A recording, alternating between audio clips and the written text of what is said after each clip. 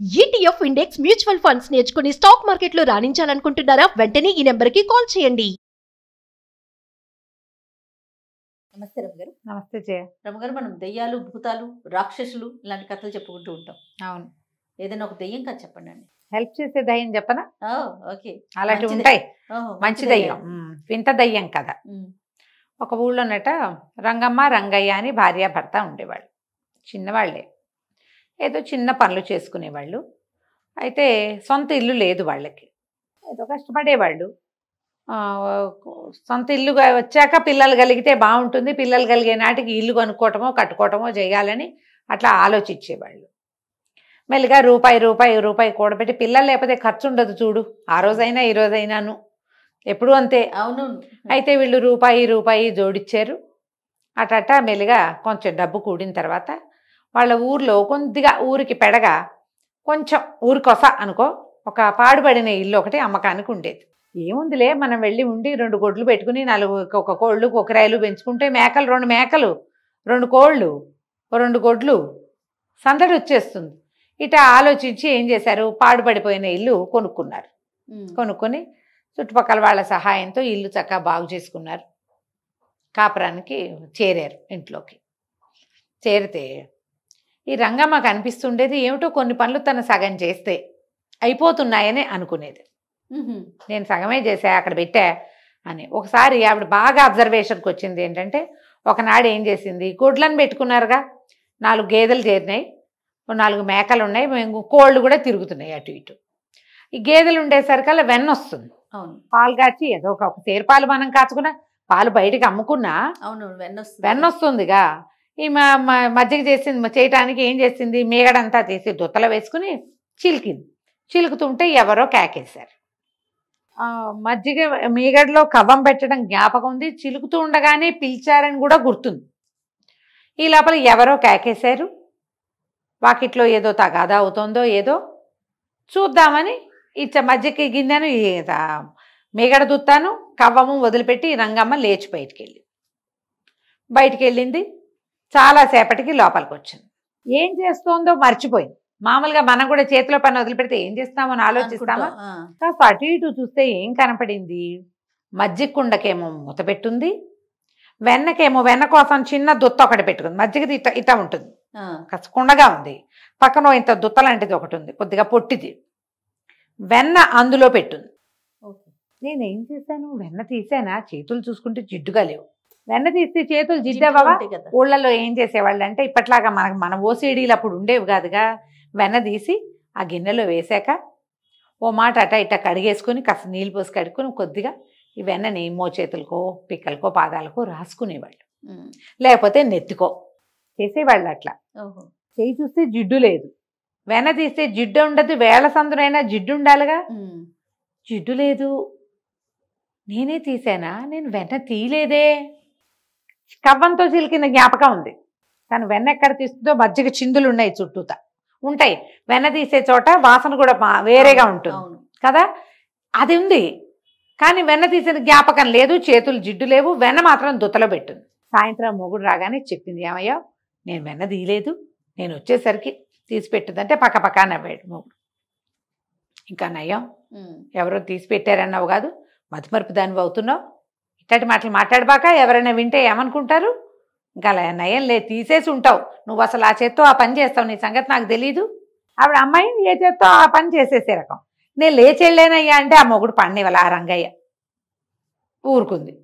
కానీ అనిపించేది ఏదైనా తను విడిచిపెట్టిన పని మాత్రం అది పూర్తవుతోంది. వెన్నది స్పష్టంగా తెలిసింది, మిగిలినవి అంత అస్పష్టంగా ఉండేవి, తెలిసేవి కాదు, కానీ అనిపించేది. కొన్నాళ్ళకి అమ్మాయి గర్భవతి అయింది. గర్భవతి అయితే ఏదో అటా ఇటగే పనులు చేసుకునేది. సరిగ్గా తను చెయ్యలేని ప్రతి పని పూర్తవుతున్నట్టుగా బాగా తెలుస్తూ ఉండేది. సహాయం ఎవరు లేరు, కానీ పని పూర్తవుతుంది. దూడను వదిలేస్తే ఎవరో కట్టేసినట్టు, కోళ్ళకి గింజలు జల్లినట్టు, కోళ్ళని బుట్ట కింద పెట్టినట్టు. నేనే పెట్టానా ఏమో గుర్తులేదు. పైగా ఈ గర్భాలసత్వం కడుపుతూ ఉంటే పెద్ద నెలలు వచ్చాక ఏం చేశామో ఏం చేయలేదో మర్చిపోతారు. ఇక్కడ 36 పనులు ఉన్నాయి, పల్లెటూరు పనులు కదా, మనకు మళ్ళీ 2 ప్లాన్డ్ పనులు కావు. దాంతో అనిపిస్తూనే ఉండేది, బెదురుగా ఉండేది. సరే పూరిటికి ఎవరైనా సాయం కావాలని రోజు అన్నా భర్త ఒప్పుకునేవాడు కాదు. సాయం కావాలి మనిషి. ఎవరు కావాలంటే వీళ్ళకి ఈ ఊరికి 2 ఊళ్ళ అవతల వాళ్ళ అమ్మ ఉండేది. అమ్మకి ఉత్తరం రాయించి ఇచ్చారు, పురుటికి సహాయం రమ్మని. వస్తుంది ఇవాళ వస్తుంది రేపు వస్తుంది అని చూశారు. ఇక రేపు నిప్పులు వస్తాయనగా ముందు రోజు సాయంత్రం వాళ్ళ అమ్మ వచ్చింది, వెంకమ్మ అమ్మ వచ్చింది. బాగానే ఉంది. తెల్లవారేసరికి పురుటి నిప్పులు వచ్చాయి, పిల్లవాడు పుట్టాడు. మరి అమ్మాయి ఎక్కడ పనులు అక్కడ వదిలిపెట్టి వచ్చానే, మళ్ళా వస్తాను, పురుడు వచ్చేసింది కాబట్టి పిల్లవాడిని నువ్వు కాస్త చూసుకోగలుగుతావు, మీ ఆయన సహాయం చేస్తాడులే అని వెంకమ్మ వెళ్ళిపోయింది. పురుటాలను సర్దింది, చంటి పిల్లాన్ని సర్దేసింది, కావలసినవన్నీ పెట్టింది, ఈ కారాలు అవి ఏవో కొట్టింది. తింటారు కదా కొంచెం కాస్త ఒంటి పళ్ళు అవి. వెళ్ళిన వెంకమ్మ మర్నాడు మధ్యాహ్నానికి వచ్చేసరికి ఆశ్చర్యపోయారు. అదేమిటమ్మా మళ్ళీ వచ్చావు అని అడిగింది. ఈవిడ లోపలికి వస్తూనే ఈ అమ్మాయి అడుగుతుంటేనే, అమ్మాయి ఏమనుకోకే, పురిటికి రమ్మన్నారు కానీ రాలేపోయాను, బాగా కాయిలా పడ్డా, కిందటి నెల 2 రోజుల నుంచి కొంచెం లేవగలుగుతున్నా, ఎటగు లేచా కదా, ఎవరిదో మన ఊరు వాళ్ళ బండి ఇటు వస్తుంటే ఆ బండి ఎక్కి ఇగో వీధి మొగదల్లోనే దిగాను, నడిచి రాగలిగే సత్తా లేకపోయింది, ఏమనుకోబాక అంటోంది తల్లి. నిన్నే కదా వెళ్ళావు, ఇవాళ ఎందుకు వచ్చావు అని అడుగుతోంది కూతురు. ఈ అల్లుడికి అర్థం కాల ఆవిడ ఏం చెప్తుంది. ఏమిటండి అన్నాడు. అనేసరికి ఏమిటత్తా చెప్పావు అంటే, కాయిలా పడ్డాను నాయన, రాలేపోయాను, ఏమీ అనుకోబాకండి అని ఆవిడ కథ అంతా చదివి, ఏడి పిల్లాడేడి, పురుడొచ్చేసిందిగా, పిల్లాడేడి, వచ్చిందని కబురు వచ్చింది వాళ్ళ ఊళ్ళోకి. పిల్లాడు చూసేసరికల్లా వీళ్ళు నిర్ఘాంతపోయారు. ఇన్ని రోజులు ఎవరొచ్చినట్టు. సరే పిల్లాడిని ఎత్తుకున్నారు, ఎత్తుకుంది, మళ్ళా తీసుకెళ్ళి ఉయ్యాల్లో పడుకోబెట్టింది. అమ్మ కూతురు గుమ్మంలో నిలబడ్డారు. గుమ్మంలో నిలబడితే, అది కాదమ్మా ఇక్కడ ఏం జరిగిందో తెలుసా, 4 రోజులు నువ్వు మాతోటే ఉన్నావు, అదిగో రోట్లో పాచడి నూరేవు, ఈ రోట్లో పొడి చేసావు, వేపావు అని చెప్పింది అని కథ అంతా చెప్తోంది. ఇంతలో పిల్లాడికి ఉమ్మన్నాడు. తల్లి కూతురు గుమ్మం బయటే ఉన్నారు, ఉన్నట్టుండి ఉయ్యాలు ఒకట మొదలుపెట్టింది. ఓహో, ఉయ్యాలు ఊగుతోంది. ఊగుతుంటే పిల్లాడు ఏడు పండసాడు, తల్లి కూతురు బిగుసిపోయారు. మనం ఇక్కడ ఉండగా ఉయ్యాలు ఎట్టా ఊగింది, పిల్లాడు ఏడవగానే ఉయ్యాలు ఊగిందంటే పిల్లాడి పక్కనే ఎవరో ఉన్నట్టు కాదు, అంతే. హారెత్తిపోయింది. ఒక్కంగలో వెంకమ్మ రంగమ్మ ఇద్దరు ఉయ్యాల దగ్గరికి పడ్డారు. పిల్లాడిని ఎత్తుకుని అమ్మో అని బయటకు వచ్చేశారు. నిద్రపోతున్నాడు పిల్లాడు. ఒకసారి నిద్రలో కదిలికెవ్వమన్నాడు, ఉయ్యాలు ఊపేసరికి నిద్ర పట్టేసింది బడికి. ఇద్దరు గజగజ వణుకుతూ పంచలో నుంచునున్నారు. ఈ కథ అంతా వినేసరికి మరి వెంకమ్మ గారు భర్త అయితే నమ్మేవాడు కాదు, ఇప్పటికి చాలాసార్లు జరిగింది. అవునవును, చాలాసార్లు అయింది. ఆ అమ్మాయి చెప్పినా రంగమ్మ చెప్పినా అతను నమ్మల. ఇప్పుడు అత్తగారు ఆరోపణ, మొన్న నిన్న వెళ్ళి ఇవాళ రావడం, నేను ఇవాళే వస్తున్నానంటాం, ఇక నమ్మాల్సి వచ్చింది. పైగా అతను గుమ్మాలకి ఎదురుగుండా నుంచునుండగానే చూశాడు ఉయ్యాలు ఊగటం. సరే ఎవరినైనా భూత వైద్యుడిని తెస్తానంటే తల్లి పిల్ల ఇంకా లోపలికి వెళ్ళాల, పిల్లాన్ని ఎత్తుకుని వాకిటోనే నుంచునున్నారు. భూత వైద్యుడిని పిలిచారు.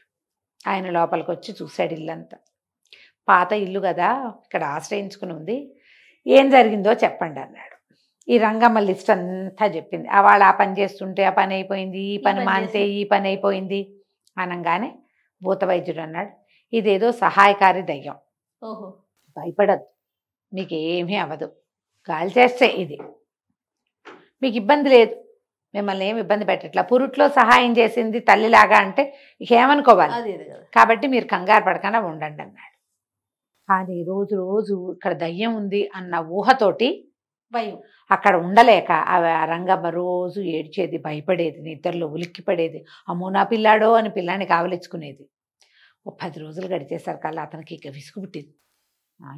ఏం కావాలి చెప్పు, నువ్వు ఎందుకు ఇట్లా ఏడ్చి గోల్ చేస్తున్నావంటే, నేను ఇంట్లో ఉండను, పిల్లవాడి పెంపకం ఎంత కష్టం, సొంత ఇల్లు అయితే అయింది, నా వల్ల కాదు బావా ఇక్కడ ఉండటం అనగానే భర్త అన్నాడు, సరే అవతల వీధిలో ఏదో ఇల్లు ఖాళీ అయింది తెలిసిన వాళ్ళది, అది వాళ్ళు అమ్ముతామంటున్నారు, ఈ గేదెలు గొడ్లు వల్ల 10 రూపాయలు కూడినాయి.